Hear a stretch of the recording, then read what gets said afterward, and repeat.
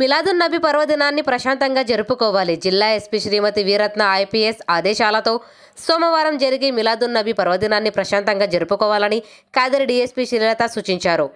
జిల్లా ఎస్పీ రత్న ఆదేశాలతో Kadiri sub divisional police కార్యాలయంలో డీఎస్పీ శ్రీలత ఆధ్వర్యంలో ముస్లిం మత పెద్దలు, పీస్ కమిటీలతో సమావేశం నిర్వహించారు.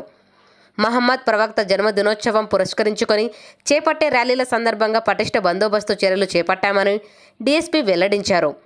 ఎటువంటి అవాంతరాలు లేకుండా ఈ పర్వదినాన్ని ప్రశాంతంగా జరుపుకోవాలని డీఎస్పీ కోరారు. ఈ సమావేశంలో పట్టణ సీఐ నారాయణరెడ్డి, ముస్లిం మత పెద్దలు తదితరులు పాల్గొన్నారు.